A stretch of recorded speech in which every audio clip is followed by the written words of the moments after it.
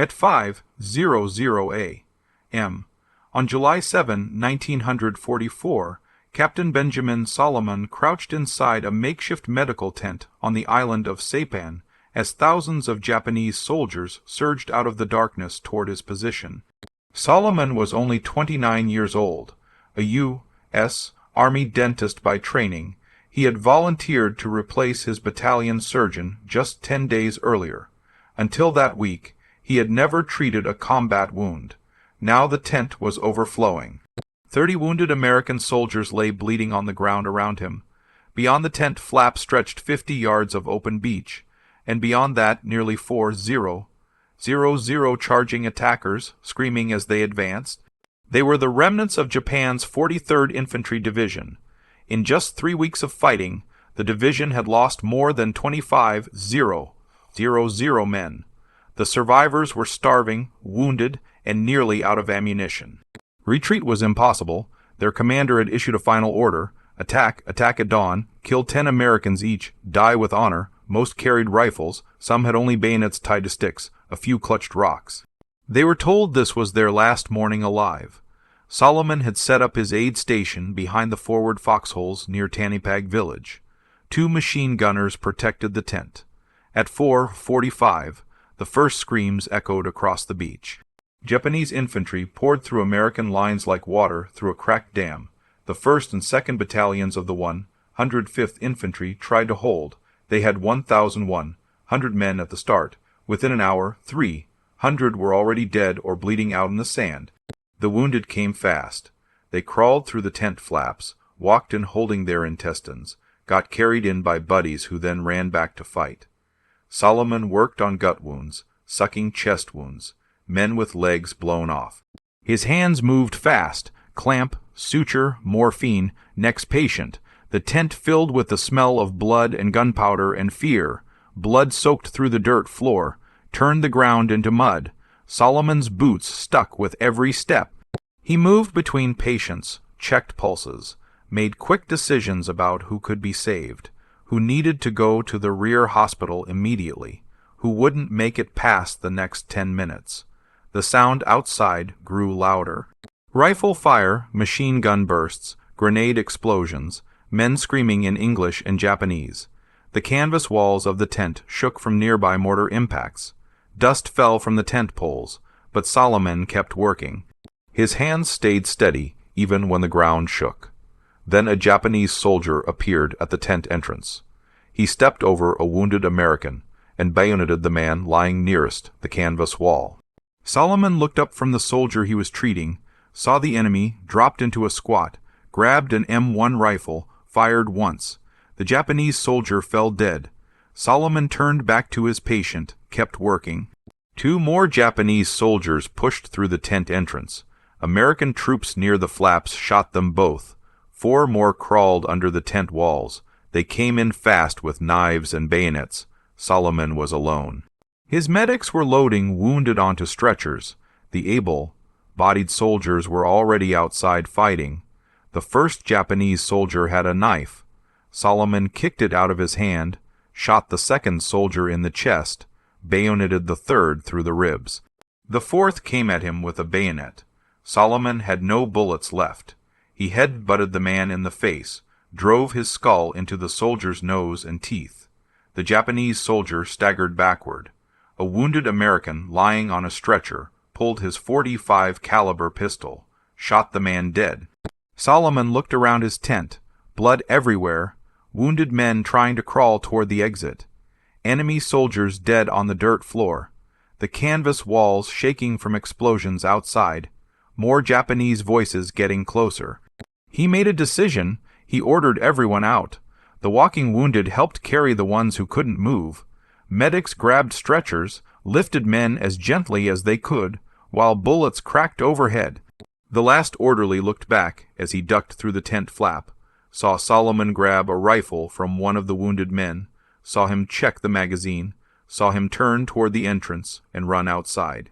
4 Americans had been manning a Browning M1917 machine gun in a sandbag position 30 ft from the tent.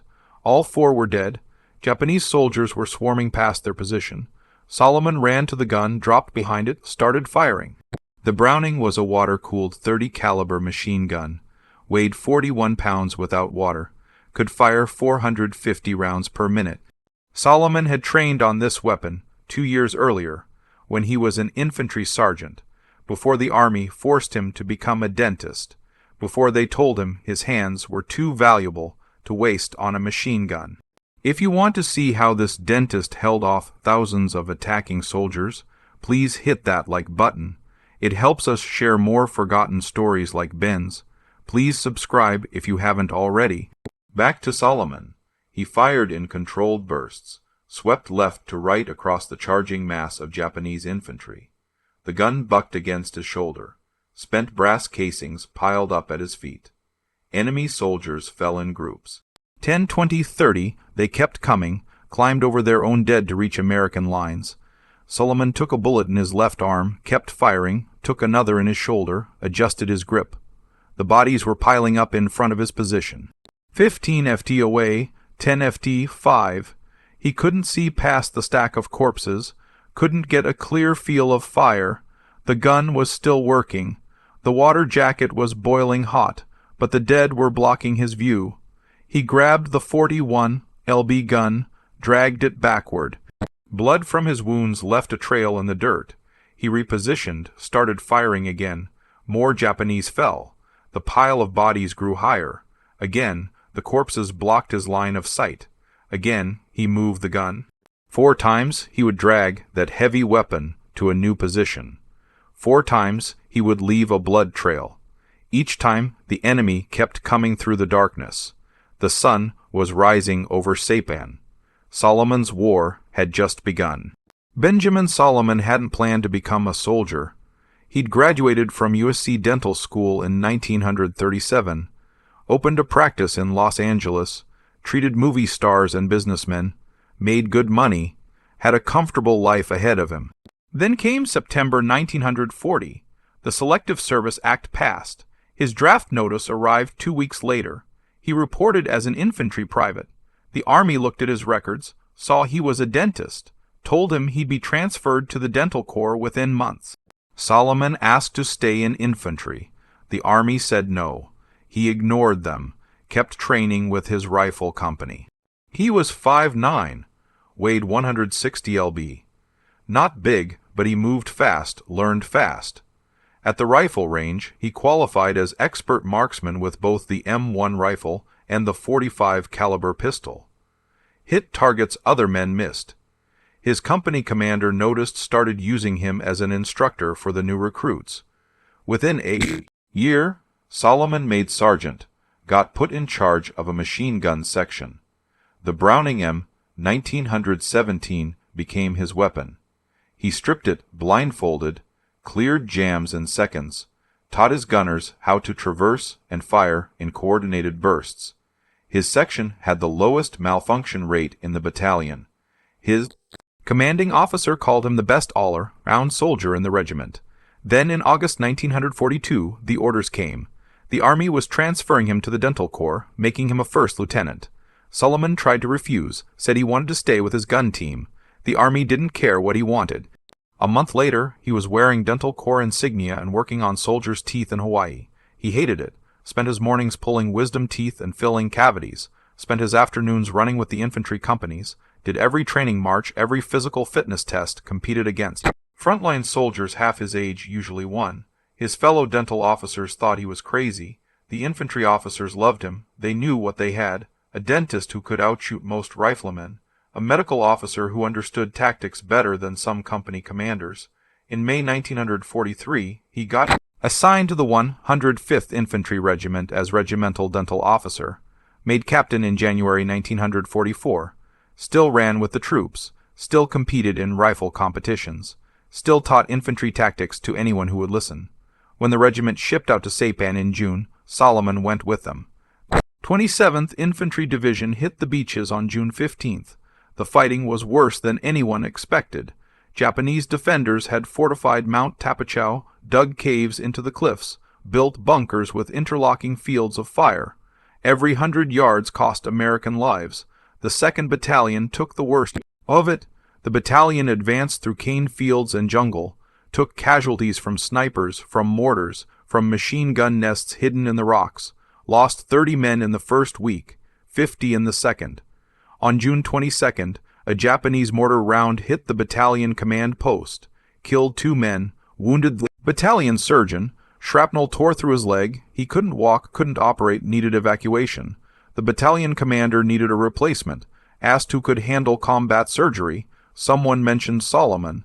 The captain was a dentist, but he had steady hands, knew basic anatomy, could handle pressure, had taken extra medical training in Hawaii. Solomon volunteered immediately, finally got his chance to be at the front. He set up aid stations behind the advancing infantry, treated sucking chest wounds, amputated mangled limbs, worked under fire, stayed calm when mortars landed close enough to spray his tent with dirt. The wounded men trusted him, called him Doc, didn't care that he was trained to fix teeth instead of bullet wounds. The officers respected him, saw he worked faster under pressure than most surgeons. After 10 days, he'd saved dozens of lives, lost some too. The ones who came in with half their chest blown away, the ones who'd bled too much before they reached him. He did what he could, moved on to the next patient, didn't have time to think about the ones he couldn't save. Then came July 6th. Intelligence reports warned of a major Japanese attack. The entire 43rd Division was cornered in the northern part of the island. 30,000 men 3 weeks ago. Now maybe 5,000 left. Starving, desperate, no way off the island. American commanders expected a bonsai charge, the biggest one yet. Every battalion reinforced their positions, fixed bayonets, stacked extra ammunition in the foxholes, dug their fighting positions deeper, set up interlocking fields of fire. Machine gunners checked their weapons 3 times, made sure the water jackets were full, made sure the ammunition belts fed smoothly. That evening, Solomon's aid station sat 50 yards behind the forward line, a small tent, 2 machine gunners for protection, 30 yards from the beach. He had bandages ready, plasma, morphine, surgical tools laid out on a field table. Expected maybe 20 casualties in the first hour. Had no idea what was actually coming. At 4:45, the screaming started. Thousands of voices in the darkness. The Japanese came in waves, crashed into American positions like a human suit. Then with enemy soldiers who wanted to kill them all. Now Solomon sat behind a machine gun, firing at shadows in the preed. On darkness, already wounded twice. The ammunition belt running low, and somewhere out there in the black, thousands more Japanese soldiers were charging straight toward him.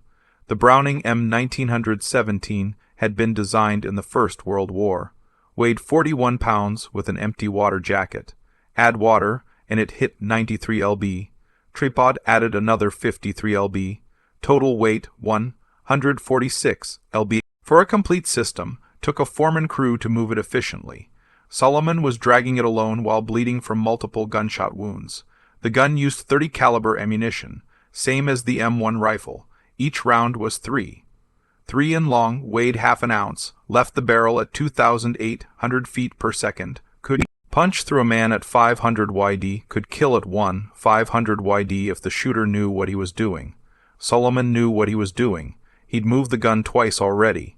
Each time the bodies piled up, each time he lost his field of fire. Now he was repositioning again. Grabbed the barrel jacket, burned his hands on the superheated metal, didn't let go, dragged the weapon backward 10 FD, left a blood trail in the dirt, dropped behind it, started firing again. The sun was coming up. He could see them now. Not just shadows and muzzle flashes, actual men. Japanese infantry in tattered uniforms, some in just loin cloths, many wounded already. Bandages on their heads, arms, and slings. They came forward anyway, screaming, bayonets raised, eyes wide with desperation and rage.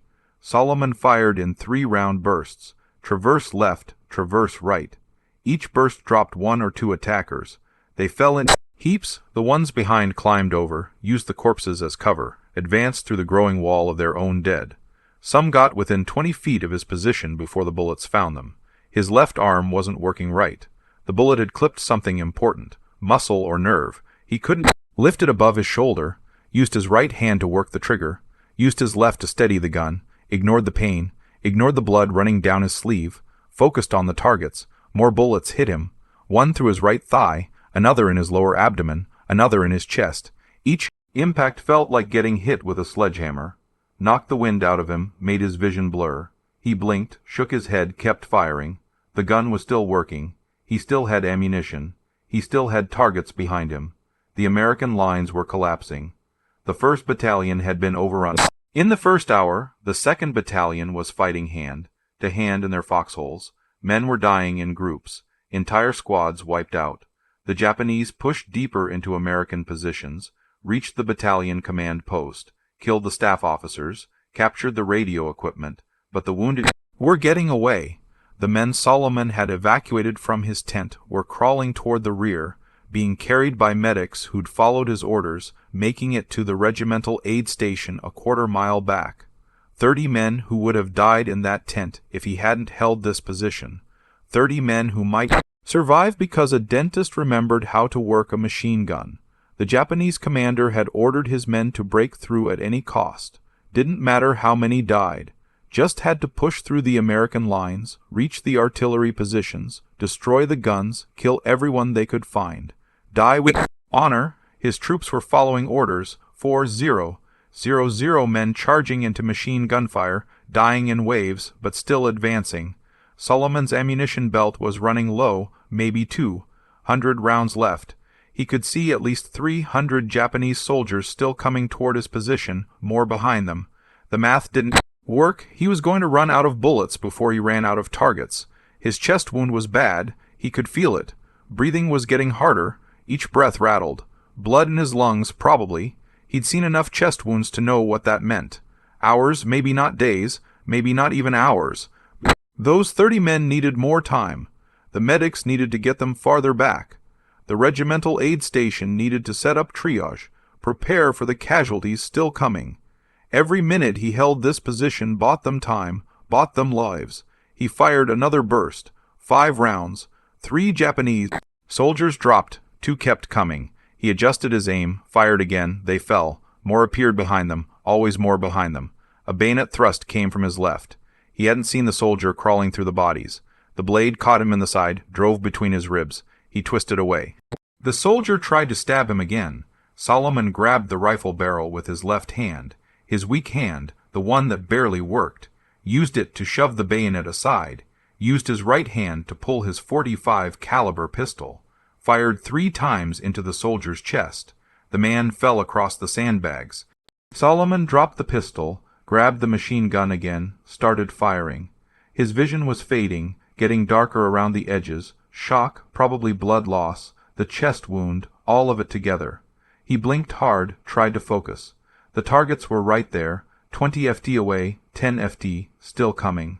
The gun was almost empty. The water in the jacket was boiling. Steam hissed from the valve. The barrel was probably warped from sustained fire. Didn't matter. It was still shooting. He was still shooting, and the Japanese were still dying in front of his position. Then the ammunition belt ran out. Solomon looked at the empty ammunition belt, looked at the Japanese soldier still advancing, looked at his pistol lying on the sandbags. 3 rounds left, maybe 4 if he was lucky. He'd lost count after shooting the soldier with the bayonet. He grabbed the pistol, aimed at the nearest target 15 FT away. Fired, the soldier dropped, aimed at another, fired. Another drop, 2 rounds left, maybe 1. He couldn't remember. His mind was getting foggy. The blood loss was catching up to him. A Japanese soldier reached the sandbags, jumped over. Bayonet aimed at Solomon's chest. Solomon fired his last round, point-blank range. The soldier's head snapped back, fell on top of him. Solomon shoved the body aside. The pistol was empty now. The machine gun was empty. He had no ammunition left, but he still had the gun itself, 41 lb of steel and wood. He grabbed it by the barrel jacket, ignored the burns on his palms, swung it like a club, caught a Japanese soldier in the face. The man's jaw shattered, teeth flew, he dropped. Another soldier came at him. Solomon swung again, hit him in the ribs, heard bones crack. The soldier fell, another one. Solomon couldn't lift the gun any more. His arm wouldn't work, the wounds were too much. He dropped the Browning, fell to his knees behind the sandbags. A bayonet thrust came at his chest. He caught the rifle barrel with both hands, held it. The Japanese soldier pushed. Solomon pushed back. His hands were slippery with blood, his own blood. He couldn't hold on. The bayonet drove into his chest, 3 in deep, maybe 4. He felt it scrape against his ribs. The soldier pulled the bayonet out, thrust again. Solomon couldn't stop at this time. The blade went in, came out, went in again. He counted the impacts, lost count after 6. Everything was getting dark, cold. His legs weren't working. He slumped forward over the machine gun, his face pressed against the water jacket, still warm from all that firing, comfortable almost. He could hear fighting, screaming, explosions, but it all seemed far away now, like listening to a radio in another room. The sounds faded, everything faded. The Japanese kept coming, poured through the gap in the American lines, reached the artillery positions. The gunners fought them with pistols and rifle butts, hand-to-hand in the gun pits. The attack lasted 15 hours total from 4:45 in the morning until nearly 8 at night. The American 2nd Battalion took 83% casualties, 919 men dead or seriously wounded out of 118 total. The 1st Battalion lost almost as many, but they held. The Japanese attack failed. By nightfall, the survivors were retreating north, fewer than 500 left out of 4,000 charged that morning. American troops retook the lost positions on July 8th, found Solomon's body slumped over his machine gun. His shirt had been pulled up to his waist, probably by Japanese soldiers checking if he was dead, making sure, bayoneting him a few more times to be certain. Around his position they counted the bodies. 98 Japanese soldiers lay dead in front of his gun, piled 3 and 4 deep in some places. The counting party followed the blood trail, found where he'd moved the gun once, twice, 3 times, 4 times total, each time dragging that 93 lb weapon while bleeding from fatal wounds, each time setting up and firing again. Captain Edmund Love was the 27th Division historian. He walked through the scene with the counting party, saw the blood, saw the bodies, saw the empty ammunition belts, and spent brass casings scattered everywhere. He started taking notes immediately. This was a Medal of Honor action. No question. They examined Solomon's body, counted the wounds, 76 bullet holes, multiple bayonet wounds, too many to count accurately. The division surgeon came forward, looked at the wounds carefully, made an estimate. 24 of the wounds had happened while Solomon was still alive. The rest came after he was already dead, after he'd slumped over that gun. Love collected eyewitness statements, found the medics who'd evacuated the wounded from the tent, found soldiers who'd seen Solomon run to the machine gun, found the ones who'd watched him fire into the Japanese attack. He compiled everything, wrote the Medal of Honor recommendation, submitted it up the chain of command. Major General George Giorier read the recommendation, read it again, called his staff together. They discussed it for an hour. Then Giorier made his decision. He denied the award. His reasoning was simple. Solomon had been wearing a Red Cross brassard on his arm. He was a medical officer. Under the Geneva Convention, medical personnel cannot bear arms against the enemy. Solomon had not only carried arms, he'd manned a machine gun, a crew-served weapon, killed nearly 100 enemy soldiers that violated the rules.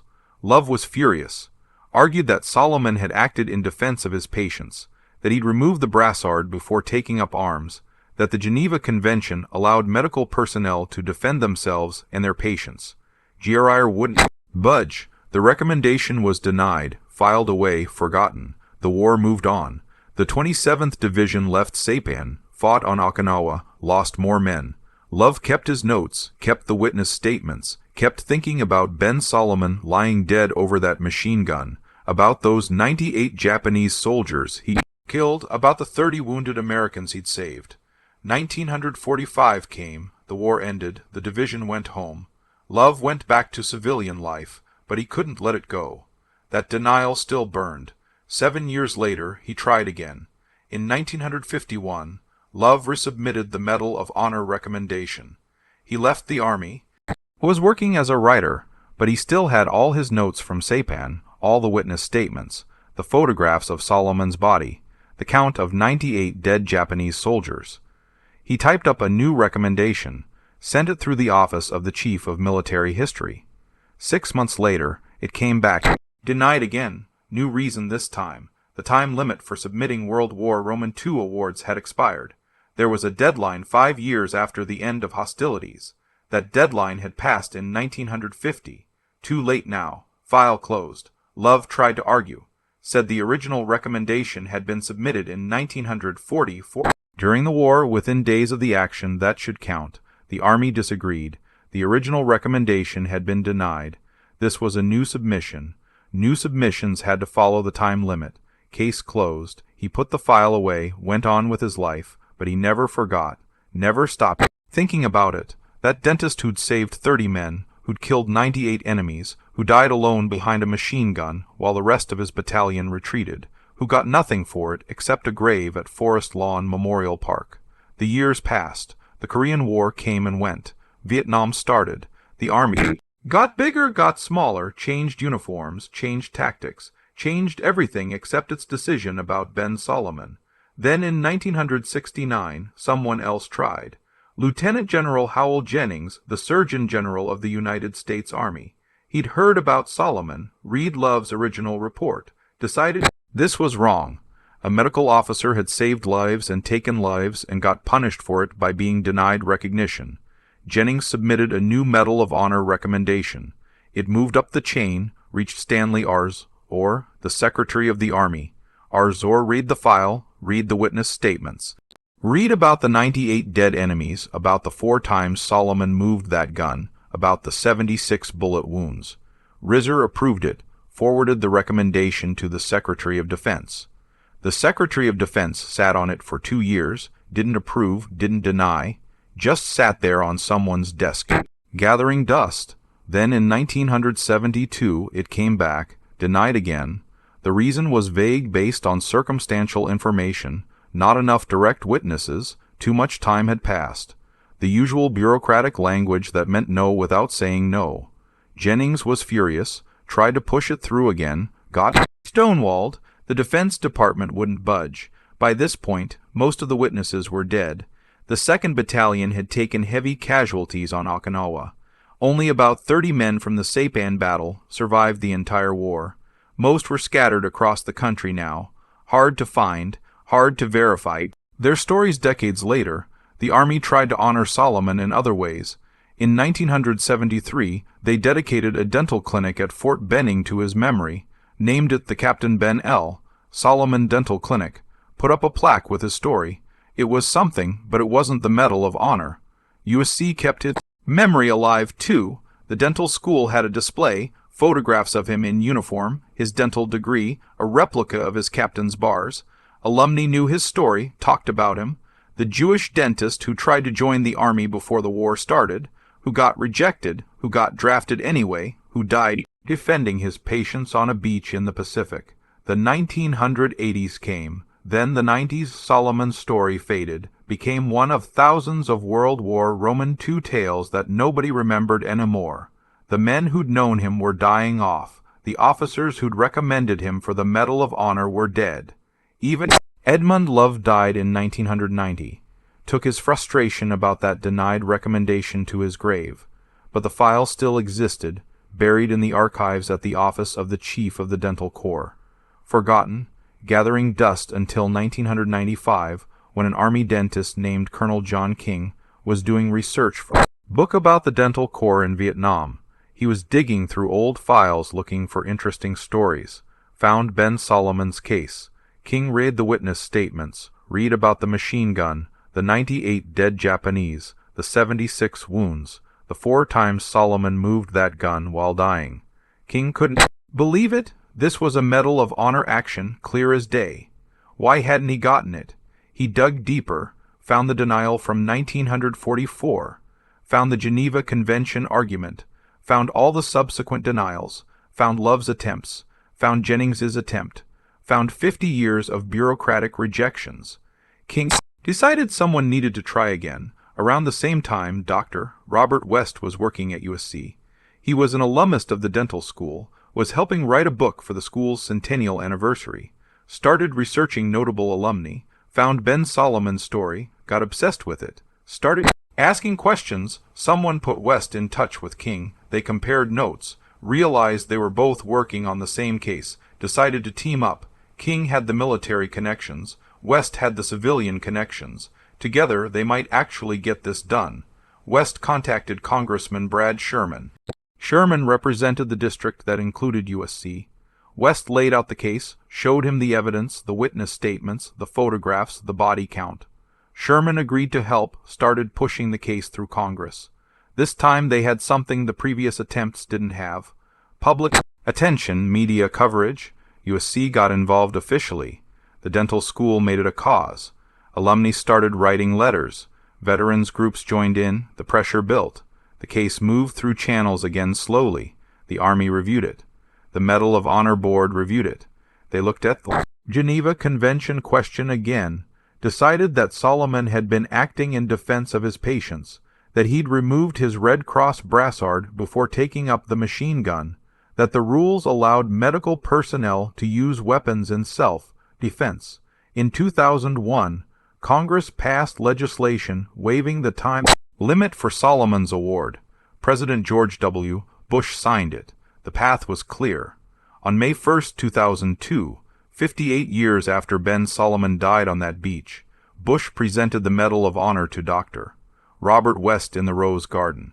West accepted it on behalf of USC School of Dentistry. The ceremony took place in the Rose Garden on a sunny May afternoon. President Bush stood at the podium. Dr. Robert West stood beside him. Veterans from the 27th Infantry Division were in the audience, some in wheelchairs now, some using canes, all in their 80s, all remembering Saipan. Bush read the citation. Every word of it, Captain Ben L. Solomon was serving at Saipan in the Marianas Islands on July 7, 1944, as the surgeon for the 2nd Battalion, 105th Infantry Regiment, 27th Infantry Division. The regiment's 1st and 2nd Battalions were attacked by an overwhelming force estimated between 3,000 and 5,000 Japanese soldiers. The citation described the tent, the wounded men, the Japanese soldiers crawling under the canvas walls, Solomon kicking the knife, shooting, bayoneting, headbutting, ordering the evacuation, running to the machine gun, the 4 times he moved it, the 98 dead enemies, 76 bullet wounds. Bush finished reading, looked out at the audience, said Solomon was one young man who was the match for 100, a person of true valor who now receives the honor due him from a grateful country. He presented the medal to West. West accepted it with tears in his eyes. The medal went back to USC, put on display at the dental school where it sits today. Ben Solomon became only the 3rd dentist in American military history to receive the Medal of Honor. The first was Whedon Osborne in World War I. The second was Alexander Gordon Lisle in the same war.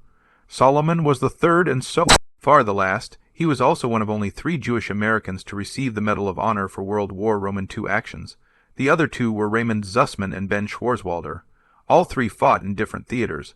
All 3 performed actions far beyond normal duty. All 3 survived in memory long after they died in battle. 2 other men received the Medal of Honor for actions during that same Bonds I attack on July 7th. Lieutenant Colonel William O'Brien commanded the 1st Battalion. When the Japanese overran his position, he manned a jeep, mounted machine gun, killed dozens of attackers, got shot multiple times, kept fighting, died still firing his pistol at advancing Japanese soldiers. Private First Class Thomas Baker was a rifleman in the same battalion, got shot in the initial attack, too badly wounded to move. His squad tried to carry him. He refused, told them to leave him. They propped him against a tree, left him a pistol with 8 rounds. When they came back the next day, they found him dead. His pistol was empty. 8 dead Japanese soldiers lay around his position. O'Brien and Baker both got the Medal of Honor in 1945. Right after the war ended, no questions about Geneva Conventions, no debates about medical personnel, no 58-year wait, just immediate recognition for immediate heroism. Solomon had to wait because he was a dentist who'd picked up a gun. The citation that finally came made him one of fewer than 4 0 Americans who have received the Medal of Honor since it was created in 1008, 161. One of 353 who received it for World War II actions. One of 94 who received posthumously for actions in the Pacific Theater. His grave at Forest Lawn Memorial Park has a new marker now. Lists his rank, his unit, his Medal of Honor. Visitors come sometimes.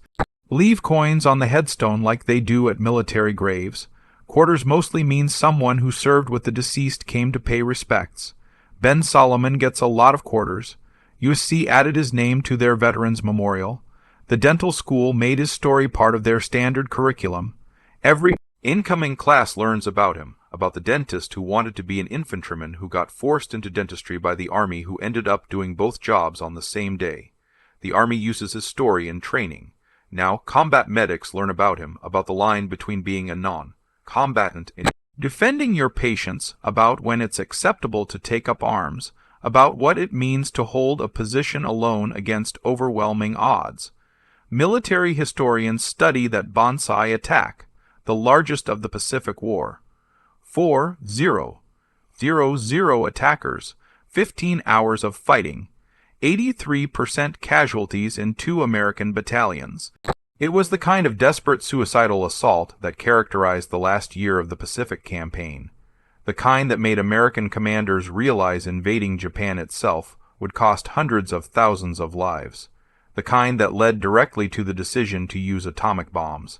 Saipan changed the war, gave America air bases within bombing range of Japan, led to the B-29 raids on Tokyo, led to the firebombing that killed more civilians than both atomic bombs combined, led to Japan's eventual surrender.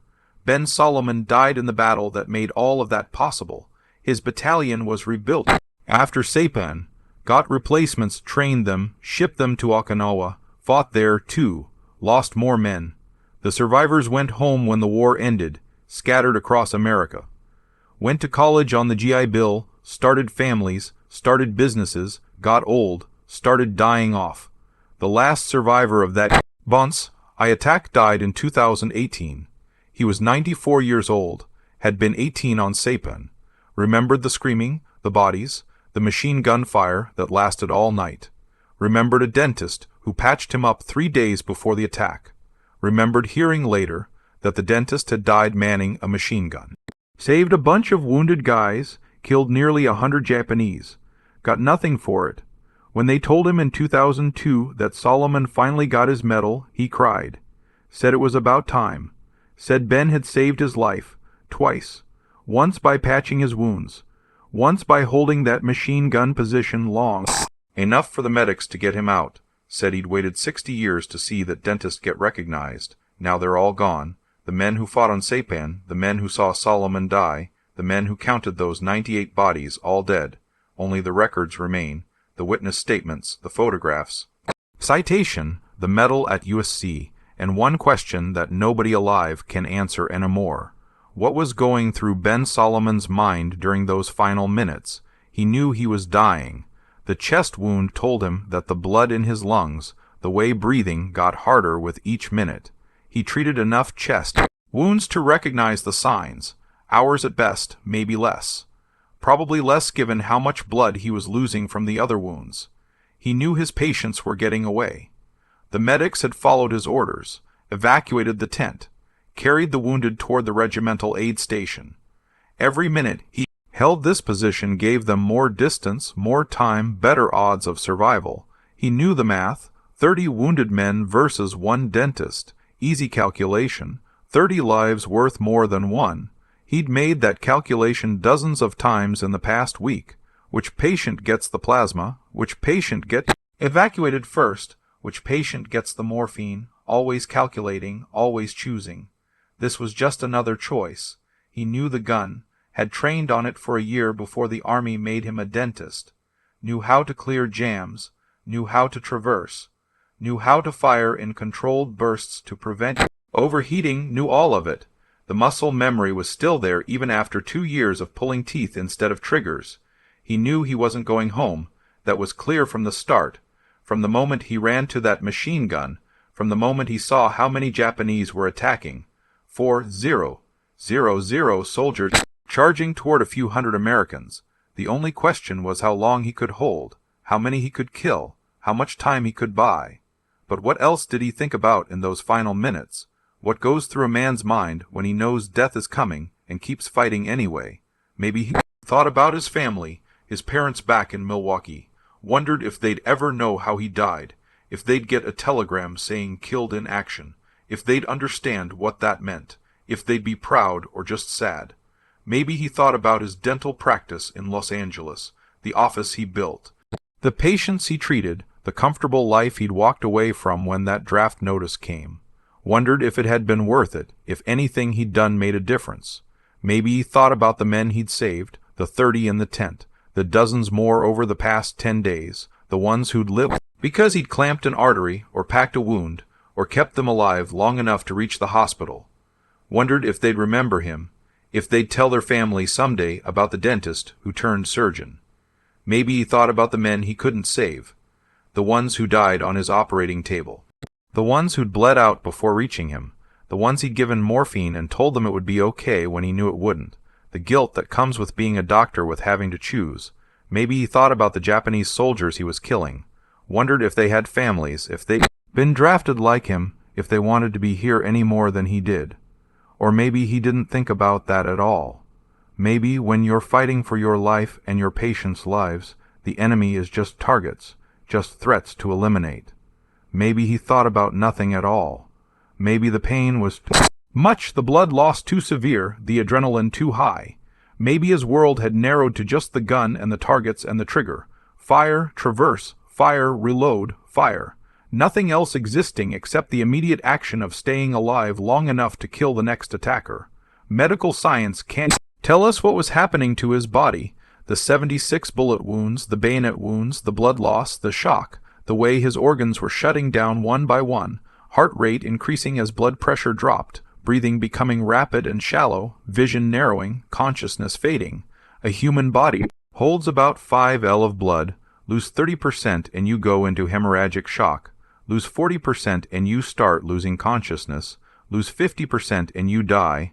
Solomon lost more than 50%.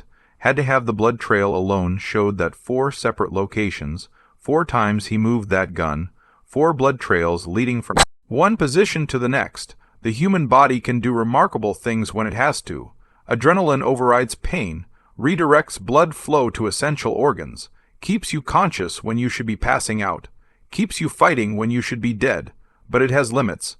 Even adrenaline has limits. Those limits were approaching fast for Ben Solomon. The ammunition was gone. The pistol was empty. He'd used the machine gun as a club until he couldn't lift it anymore.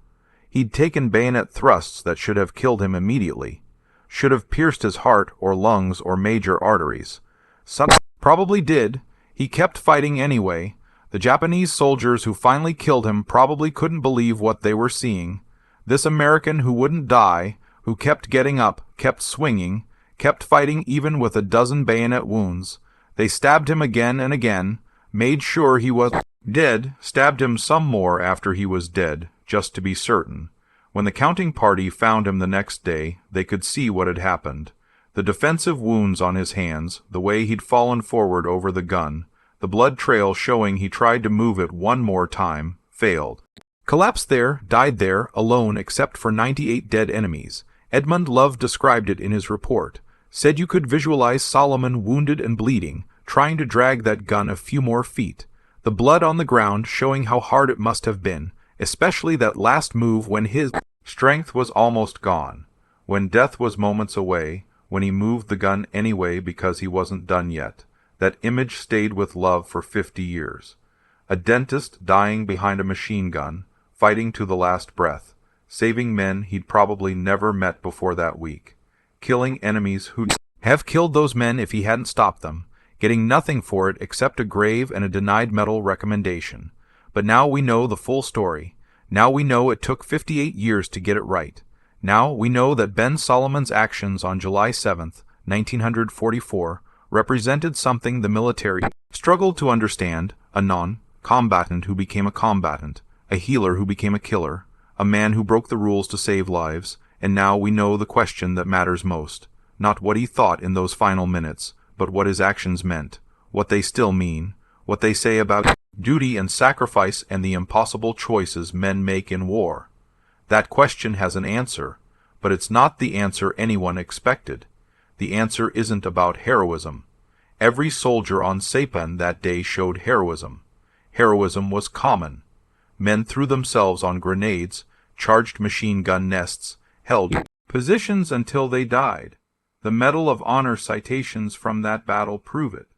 O'Brien manning his jeep gun, Baker propped against a tree with 8 rounds, dozens more who never got recognized at all. The answer isn't about skill. Solomon was skilled with that machine gun, but so were thousands of other gunners, men who trained longer, fought more battles, killed more enemies over the course of the war. Skill alone doesn't explain why his story matters. The answer isn't even about the numbers. 98 confirmed kills is remarkable, but other soldiers had higher counts. Fighter pilots, bomber crews, artillery teams, snipers who spent years hunting targets. The body count alone doesn't make him special. What makes Ben Solomon's story matter is the choice he made. He was a non-combatant, wore a Red Cross brassard, protected under the Geneva Convention, could have evacuated with his patients, should have evacuated. That was the regulation, that was the rule. Medical personnel don't fight, they heal. But his patients couldn't move fast enough. The Japanese were coming too fast. Someone had to slow them down. Someone had to buy time. The 4 machine gunners were already dead. Nobody else was available. So the dentist made a choice. He removed his Red Cross brassard. That part matters. He didn't fight as a protected medical officer. He fought as a combatant. Gave up his protection under international law. Made himself a legitimate target. Did it knowingly. Did it anyway. Then he picked up that gun and became something the army couldn't categorize. Not a medic, not an infantryman, something in between. A healer who killed to protect the ones he'd healed. A non-combatant who chose to become a combatant because the situation demanded it. That's why the army struggled with his Medal of Honor for 58 years. He broke the rules. The rules exist for good reasons. Medical personnel need protection, need to be trusted by both sides, need to move freely on battlefields to save lives. Those rules save thousands of lives in every war. But rules sometimes conflict with reality. Sometimes the choice isn't between following rules and breaking rules. Sometimes the choice is between abandoning patients and protecting them, between dying passive or dying active, between letting 30 men get killed or killing to save them. Solomon chose, removed his brassard, picked up the gun, fought, died, got punished for it by being denied recognition for 6 decades because the system couldn't handle the complexity, couldn't accept that sometimes the right choice means breaking the rules. The 21st century military understands that now combat medics train with weapons, learn when they can use them, when they must use them. The rules evolved because of cases like Solomon's, because reality forced the system to admit that black and white rules don't work in gray situations. But Solomon never knew that. He died thinking he'd done his duty and nothing more. Never knew he'd been recommended for the Medal of Honor. Never knew it got denied. Never knew his case would be argued for 6 decades. Never knew he'd eventually be recognized. He just fought, died, got buried. The 30 men he saved knew, though. They went home, told their families, told their children, said a dentist saved their lives twice, once with medical treatment, once with a machine gun, said he was the bravest man they ever met, said he deserved the Medal of Honor even if the army disagreed. Those men are gone now. Their children are old. Their grandchildren are middle-aged. But the story survives because USC kept it alive, because Edmund Love wrote it down, because Robert West refused to let it die, because eventually the system admitted it was wrong. Ben Solomon was born September 1st, 1914, grew up in Milwaukee, became an Eagle Scout, went to dental school when Jewish students face quotas at universities, graduated anyway, built a practice, got drafted, tried to fight, got forced to be a dentist, volunteered to be a surgeon, died as an infantryman, got recognized as a hero 58 years too late. He was 29 years old when he died, had been in combat for 10 days, had been a surgeon for 10 days, had been manning that machine gun for 15 hours, killed 98 enemies, saved 30 friendlies, Died alone behind a gun he shouldn't have been using according to regulations he'd violated to do what was right.